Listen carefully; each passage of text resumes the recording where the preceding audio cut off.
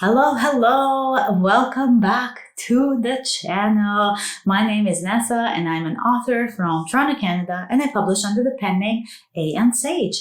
I write a lot of fantasy, a lot of mystery. I have a new cozy mystery series that's out right now, but for the most part, I have a lot of young adult, contemporary fantasy, urban fantasy, lots of adventure, lots of mystery, lots of murders to figure out kind of books. So if you're interested in hearing what an author who's just making her way through this adventure of publishing has to say and what tips I might have to say after having written 18 books so far and counting, then make sure that you're subscribed and that you hit the bell notification so you don't miss any other videos. In today's video, I want to talk about something that I think is pretty important. I did mention that I'm going to do a longer video in one of my shorts. And for anybody who doesn't know, I also work as a book cover designer. I specialize in fantasy, but I work across many genres of book covers as well. So I have been doing this for quite some time. Before I started writing, I was actually in the creative field. I graduated, there's my little graduation diploma, but I graduated from photography and graphic design. And I've been doing this for almost 20 years now. So I ran a huge creative team. I was a senior director for a company where I ran a bunch of creatives. So I've had creatives kind of in my blood for most of my life. And it's not always has to do with writing, but a lot of times it is some sort of art form.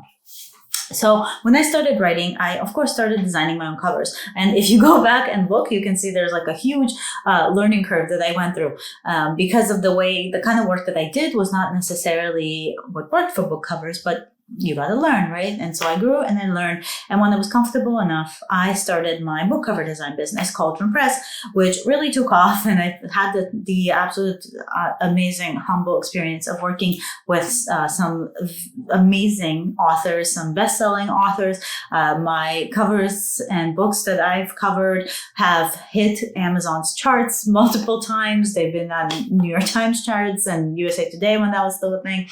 So I've had the pleasure of working with a lot of really big names and just some wonderful books all around. And I have loved working with every single one of them. I love getting to know new books. I love to read the books that I cover. And I just love getting to know other authors. It's such a fun space to be in, and it helps inspire me to keep writing as well. So I wanted to do a video about tips with working with a cover artist. If this is your first book, or if you've done your own covers before and now you are hiring somebody to work on your covers, I have a couple of tips for you as somebody who is basically been on both ends of the spectrum. So I wanted to share those to kind of help guide you in a way when working with a cover artist, what you can expect, what you should be doing, a couple of small quick tips that will really help everybody in the long run and will allow for you to have the best experience with whatever cover artist that you choose to work with. My number one tip always, before you decide on what cover artist you want to use, who you're going to reach out to, who you want to form a relationship with, hopefully for a long time, is to check their portfolio. Most reputable, all reputable cover artists will have a portfolio online somewhere. If you have somebody who is messaging you saying, I will email you a couple covers I did, or I will send it to you through chat messenger or whatever, be wary. It doesn't necessarily mean anything bad. Some cover artists do work by word of mouth only. However, pretty much everybody I know that works with both indie and trad publishers, they have a portfolio. Somewhere online, there is a way for you to check and look at their work. And the reason you want to do this is you want to make sure that their style is the style that you're looking for.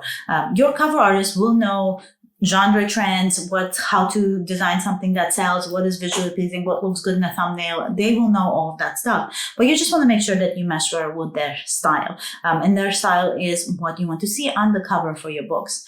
And when you're checking that, though, I should mention, though, make sure that their style meshes with what is selling right now in your genre. So you might have an idea of what you want, but it might not necessarily be something that is selling well in your genre. And so you want the cover artist that knows how to design in the genre that you write. So check their portfolio and see if they have other books in the same genre. And if they do, then that's great.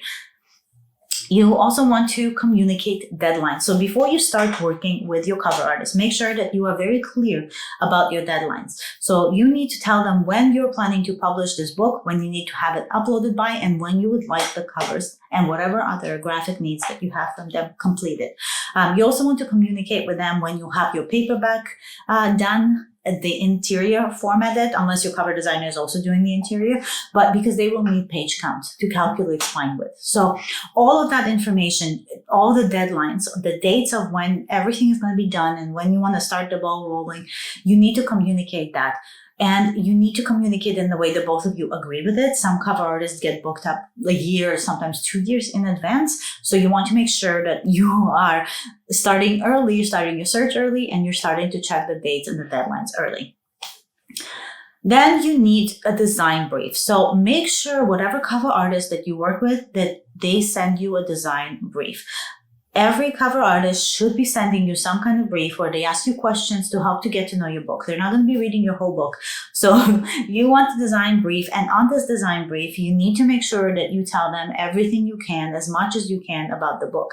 Now, as I mentioned in that short that I did about this very topic, you want to give them as much detail as possible, but you need to leave room for creative decisions.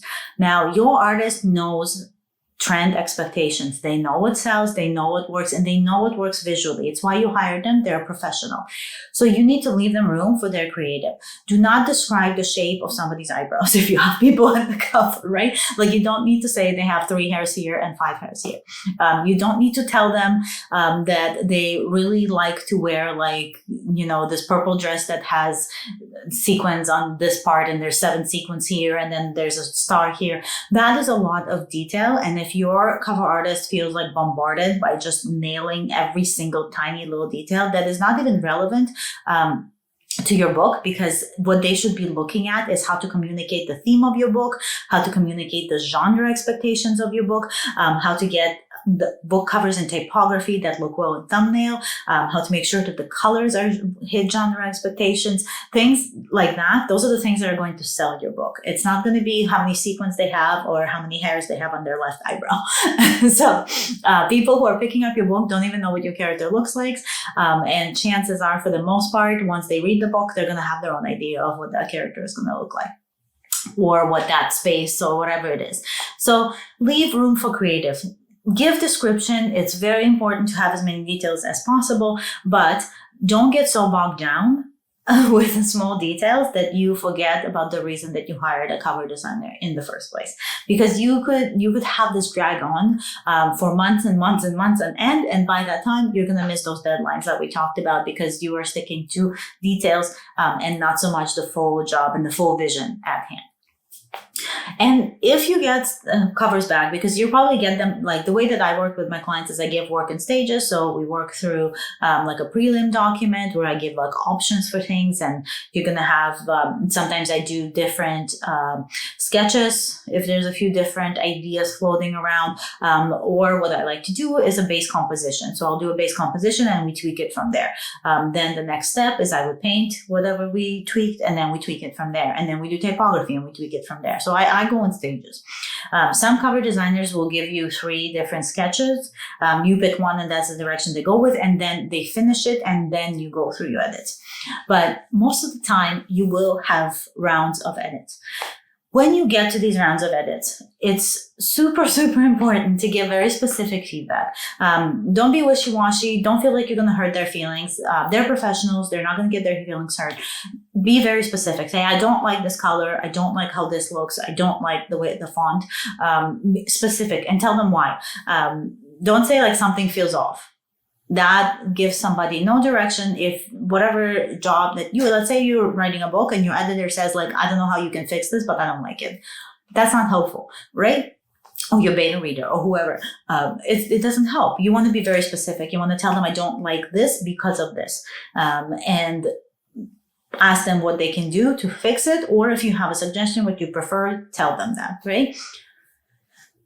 So specific feedback, very, very important. Almost as important as signing a contract. I absolutely nightmare stories about people who have hired designers and didn't sign a contract, or worse, got a contract and didn't read it.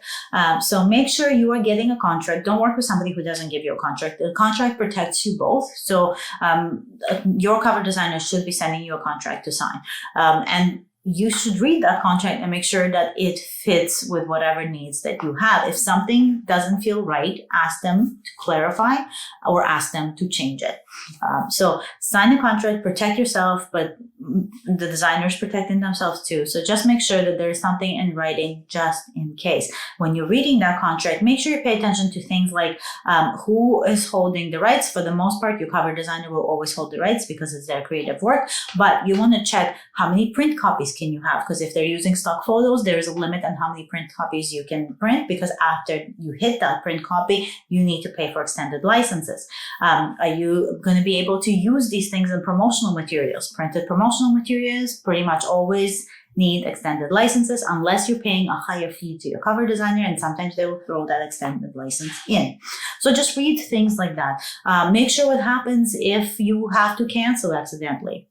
What kind of deposit are you paying? When are you paying it? When is the final amount due? What can you expect to have deliveries? Like, what files will you get delivered? Where will they be delivered? Things like that. So take your time, read the contract before you sign it, but make sure you do sign the contract. So you sign the contract, you filled out a brief, and you've communicated your deadlines, and now what? Now you want to show some examples. So with your brief, usually I ask my clients to send me some examples of covers that they like. If the covers don't fit the genre, I will usually email back to them and say, like, hey, you're picking covers, like you're writing romance, but you're picking covers from a horror genre, doesn't make sense. Can you pick some within your genre? So send some examples, show examples of things you like. It's always nice to visually have examples to, not to copy, obviously, but that way they can see kind of where you're leaning, right? Are you going lighter? Are you going darker? Is there a specific mood that we're trying to achieve here? Where do you sit in what you like on the spectrum of all the millions and billions of covers out there, right? And then finally, very important, wrap it up. It sounds terrible to say this, but you can go back and forth with tiny edits that won't make a difference in the end anyways. And you could be doing this for years probably, but you need to wrap it up. You have deadlines, they have deadlines. The more you work on the same project, the worse it's actually going to get. Sometimes you can overwork something and it's going to be so far out of left field from where you started and where your genre expectation is that you're going to end up having a cover that doesn't work at all for what you needed. So communicate very specifically, communicate everything you have to communicate, and make sure that you guys are sticking to those deadlines and that you're not going back and forth over little things. If you have edits, combine the edits into one thing. Like I have worked, and this is not even from a cover design perspective, but when I was in, the one thing that was always an issue when I worked for larger companies, when I ran large creative teams, was we would get a client and something gets sent to them. We get one piece of edit back. We do the edit. They send something else about something completely different that was already there in the first place and wasn't changed. Take a look, take a step back. When you get something, some kind of step from your cover designer, take a step back and put everything down in one go. Some things will get missed for sure, but for the most part, you want to give them succinct edits right away, and that will help you wrap it up faster. So the less rounds of edits you do, the faster you can get this project done. So that, I think, is pretty much all that I have as far as tips for working with a cover designer goes. If you have any other questions for me as a cover designer or as an author working with a cover designer, then make sure that you comment below. And as always, if you're subscribed, thank you so much. I just absolutely love making these videos for you guys. If you have any suggestions for videos you want to see or something you want to see me discuss, then comment again or contact me. Or if you're looking for a cover designer, then make sure you reach out to me on my Cauldron Press website. I have it linked below. So with that, I bid you adieu. As always, thank you so much for being here. I hope you stay magical. I hope you're enjoying the summer if it's good weather where you are. And I will see you next week for another video. Bye.